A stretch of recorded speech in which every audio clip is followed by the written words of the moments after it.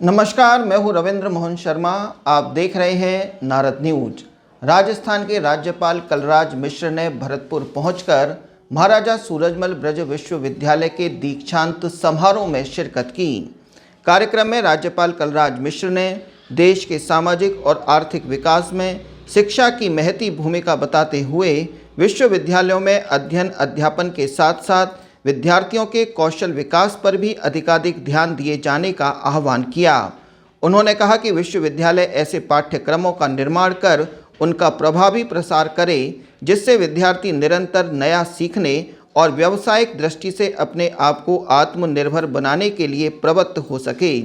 राज्यपाल ने प्राचीन भारत के नालंदा, तक्षशिला, विक्रमशिला जैसे प्रख्यात विश्वविद्यालयों की चर्चा करते हुए कहा कि यह विश्वविद्यालय विद्यार्थियों को पाठ्य पुस्तकों के साथ ही जीवन से जुड़ी व्यवहारिक शिक्षा प्रदान करते थे और इसी बात की आज ज़रूरत है। इससे पहले राज्यपाल कलराज मिश्र ने स्टैनफोर्ड विश्वविद्यालय, संयुक्त राज्य अमेरिका के नोबेल अवार्ड विजेता professor Roger D Kornberg, Denver विश्वविद्यालय, कोलोराडो, संयुक्त राज्य अमेरिका के professor Ved Prakash Nanda, Soka Gakkai international Japan के अध्यक्ष doctor Daisaku Ikeda, attorney general of India के R Venkat Ramani, international court of justice Hague Netherland के न्यायमूर्ति डॉक्टर दलबीर भंडारी, प्रख्यात शास्त्रीय नृत्यिका एवं अभिनेत्री हेमा मालिनी को मानद डॉक्टरेट उपाधियां प्रदान की। उन्होंने वर्ष 2020 के शेष रहे तथा वर्ष 2021 के 40,541 विद्यार्थियों को उपाधियां, 1 कुलाधिपति पदक, समाज द्वारा प्रदत्त 3 पदक, 31 स्वर्ण तथा 10 रजत पदकों सहित कुल 45 पदक भी प्रदान किए। इससे पहले दीक्षांत समारोह के मुख्य अतिथि दिल्ली विश्वविद्यालय के पूर्व कुलपति प्रोफेसर BR मेहता एवं attorney general of India R Venkat Ramani ने अपने विचार रखे। कुलपति प्रोफेसर रमेश चंद्रा ने विश्वविद्यालय से जुड़ी विभिन्न गतिविधियों का प्रगति प्रतिवेदन प्रस्तुत किया। इससे पूर्व वॉम के सदस्यों एवं academic council of dean of faculties के सदस्यों द्वारा अकादमिक शोभा यात्रा का आयोजन किया गया। इस अवसर पर कुलाधिपति कलराज मिश्र द्वारा वर्चुअल तरीके से विभिन्न कार्यों का शिलान्यास एवं लोकार्पण भी किया गया। समारोह में नगर विधायक वाजेवली, संभागीय आयुक्त सावरमल वर्मा, जिला कलेक्टर आलोक रंजन, जिला पुलिस अधीक्षक श्याम सिंह, अतिरिक्त जिला कलेक्टर प्रशासन रतन कुमार, नगर विकास न्यास के सचिव कमलराम मीणा सहित विभिन्न विभागों के जिला स्तरीय अधिकारी, जनप्रतिनिधि, विश्वविद्यालय के शैक्षणिक स्टाफ एवं छात्र छात्राएं उपस्थित रहे। मुख्य अतिथि professor VR Mehta ji, attorney general of India CR Venkat Ramani ji, कुलपति प्रोफेसर रमेश चंद्रा जी, प्रबंध मंडल के व शैक्षणिक परिषद के सदस्यगण, आमंत्रित अतिथिगण, संघ का अधिष्ठातागण, शिक्षकगण, जनप्रतिनिधिगण, अधिकारीगण, छात्र संघ के प्रतिनिधि, मीडिया के मेरे साथियों, छायाकार बंधुओं और उपाधि एवं पदक प्राप्त करने वाले छात्र छात्राएं तथा अभिभावकगण, महाराजा सूरजमल ब्रज विश्वविद्यालय भरतपुर के इस तृतीय दीक्षांत समारोह में सम्मिलित होकर मुझे अत्यधिक प्रसन्नता की अनुभूति हो रही है। इस आयोजन के लिए आप सभी को बहुत बहुत बधाई और मंगल कामनाएं। जहाँ आपका ये विश्वविद्यालय स्थापित है वह भरतपुर घना पक्षी अभ्यारण्य के कारण भी देश विदेश में अत्यंत प्रसिद्ध है।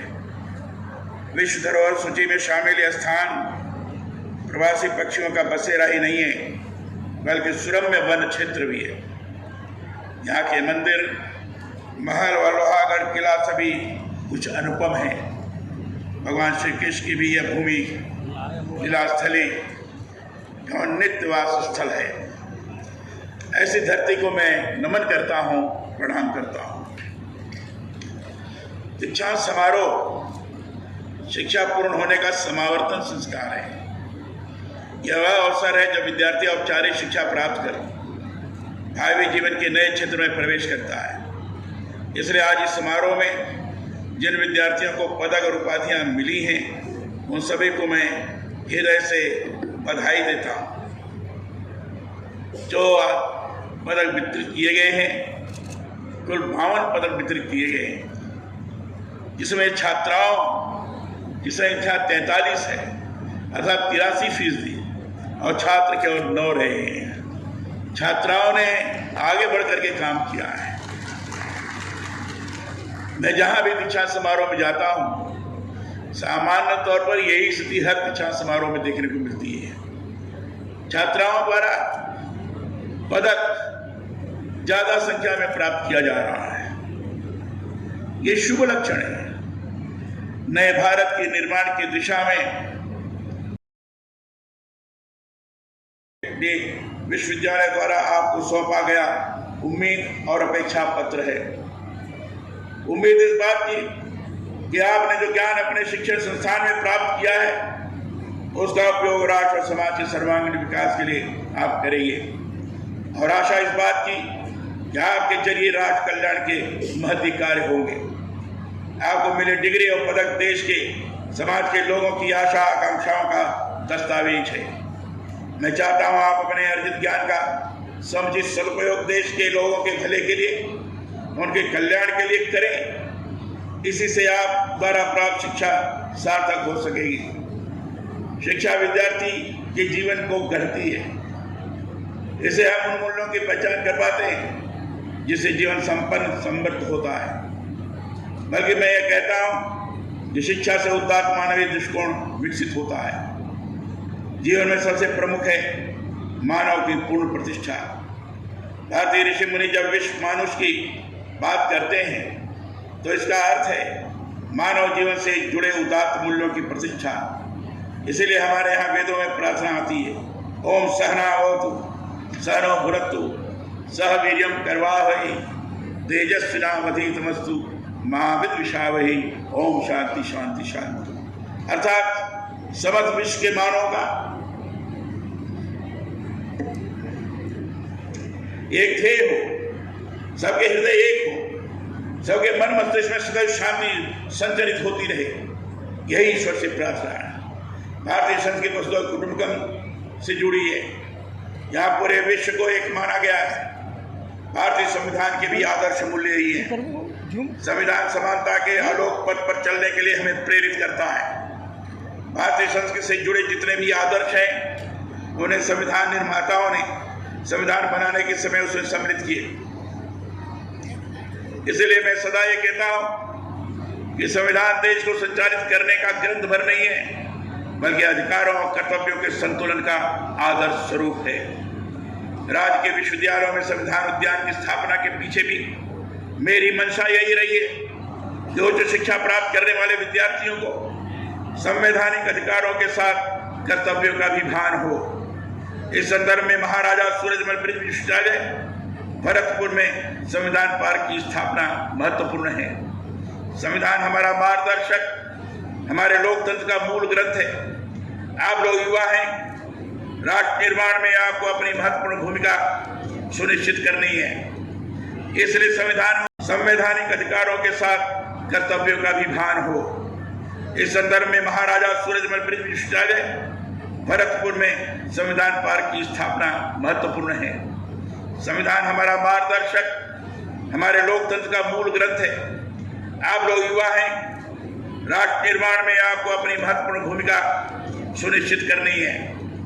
इसलिए संविधान में उल्लिखित कर्तव्यों को आप अपने आचरण में लाकर आगे बढ़ें। हमारे जो प्राचीन ग्रंथ हैं, उनमें भी अधिकारों और कर्तव्यों के अंतर संबंधों को स्वीकारा गया है। भगवद गीता हमें सिखाती है कि तुम्हारे कर्तव्य ही तुम्हारे अधिकार हैं। महात्मा गांधी ने अपनी माता को स्मरण करते हुए इस संबंध में बहुत ही महत्वपूर्ण बात कही है। उन्होंने लिखा है, मैंने अपनी अनपढ़ परंतु बुद्धिमान मां से सीखा था कि सभी अधिकार अच्छी तरह से कर्तव्यों का पालन करने से ही मिलते हैं। इससे कर्तव्य मूल है। कर्तव्यों का पालन करिए, समुचित रूप से समर्पण पूर्वक उसको आगे बढ़ाने का प्रयास करिए। अधिकार आपके प्राप्त स्वाभाविक रूप से हो जाएंगे। एक बात विशेष रूप से आप सबसे साझा करना चाहता हूं।